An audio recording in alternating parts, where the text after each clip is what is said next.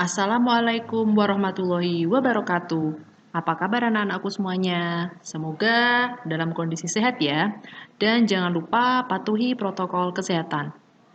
Hari ini kita akan belajar tema 3, subtema 2, pembelajaran kelima, keberagaman makhluk hidup di lingkunganku. Apa saja yang akan kita pelajari? Mari kita simak bersama ya.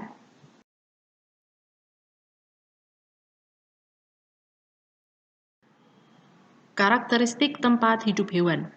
Coba kalian perhatikan ketiga gambar hewan berikut. Ada kambing, ikan, dan katak. Kambing. Kalian pasti tahu dong, kambing biasa hidup di darat. Kalau ikan, dia biasa hidup di air. Sedangkan katak, dia bisa hidup di dua alam, bisa di darat dan juga di air. Apakah si kambing ini bisa hidup di air? Tentu jawabannya tidak. Ikan apakah juga bisa hidup di darat? Tentu jawabannya tidak. Jadi setiap hewan mempunyai karakteristik tempat hidupnya masing-masing. Nah, perbedaan tempat hidup dari masing-masing hewan tadi itu dinamakan habitat. Atau dengan kata lain, habitat adalah tempat hidup makhluk hidup. Jadi, tempat hidup setiap hewan juga bisa berbeda-beda. Ada yang di air, di darat, juga bisa hidup di dua alam.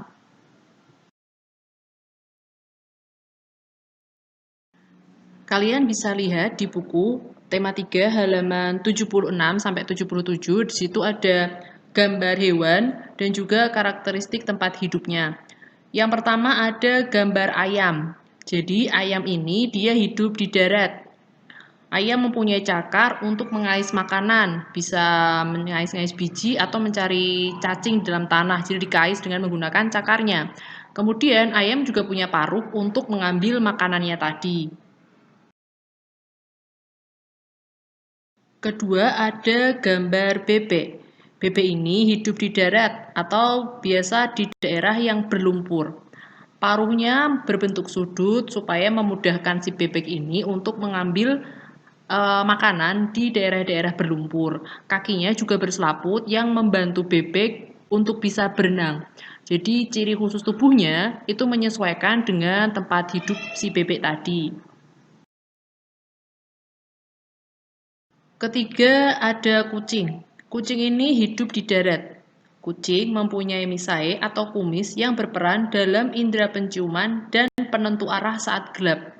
Selain itu, kucing juga mempunyai bantalan halus pada telapak kaki yang memungkinkannya tidak terdengar saat berjalan waktu si kucing sedang berburu mangsanya. Selain itu, keseimbangan kucing juga sangat bagus. Dia akan jatuh dengan memposisikan kakinya terlebih dahulu. Terakhir ada ikan. Ikan ini hidup di air. Ikan mempunyai sirip yang membantu dia untuk berenang. Kemudian tubuhnya juga ditutupi oleh sisik.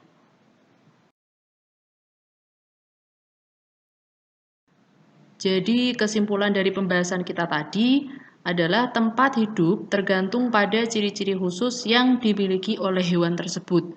Ciri khusus hewan mempunyai hubungan yang erat dengan karakteristik tempat hidupnya. Jadi, ciri hewan yang hidup di darat berbeda dengan ciri hewan yang hidup di air atau di dua alam. Begitu juga dengan hewan yang hidup di air, mempunyai ciri-ciri khusus yang berbeda dengan hewan yang hidup di darat dan juga hidup di dua alam. Nah, untuk lebih jelasnya, silahkan kalian simak video tentang ciri khusus pada beberapa hewan berikut ini.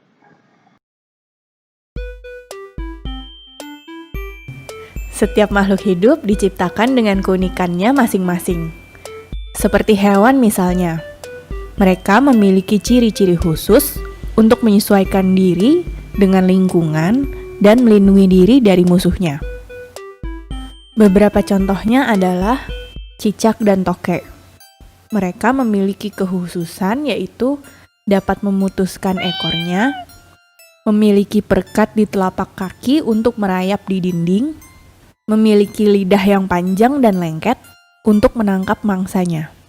Contoh lainnya yaitu bunglon, memiliki ciri khusus dapat mengubah warna tubuhnya menyerupai kondisi lingkungan, dan untuk mengelabui musuh dan mangsanya.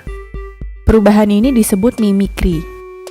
Bunglon juga memiliki lidah yang panjang dan lengket untuk menangkap mangsanya. Kelelawar memiliki kemampuan khusus yang disebut ekolokasi, yaitu kemampuan mendeteksi benda dari pantulan bunyi yang digunakan untuk menangkap mangsa. Unta memiliki ciri khusus berupa punuk di punggungnya yang berisi lemak untuk cadangan energi. Kalajengking memiliki sengat di ujung tubuhnya yang mengandung racun untuk menyerang musuhnya. Beruang kutub berciri khas memiliki lapisan lemak yang tebal dan rambut yang lebat untuk bertahan di suhu yang sangat dingin. Walang sangit memiliki ciri yaitu mengeluarkan bau busuk menyengat untuk melindungi diri dari musuh.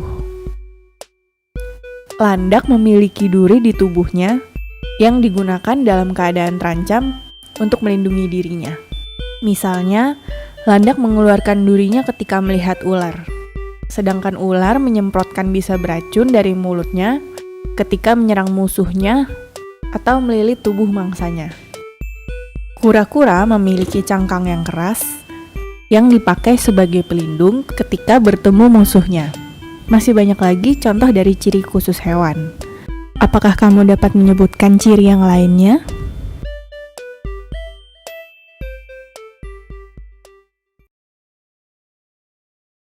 Oke, selanjutnya Ustazah ingin mengulang materi yang kemarin sudah kita bahas, yaitu tentang mozaik. Apa itu mozaik? Masih ingat kan? Mozaik adalah seni tempel yang menggunakan satu jenis bahan saja. Jadi bisa dari bahan biji, kertas, daun, atau kaca. Jadi satu bahan saja. Nah, berkaitan dengan mozaik ini, ada tugas yang harus kalian kerjakan.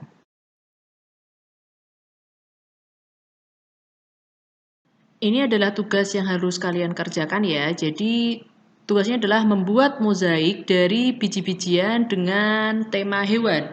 Karena tadi kita membahas tentang hewan, jadi temanya adalah hewan. Bebas hewannya, hewan apa saja bebas.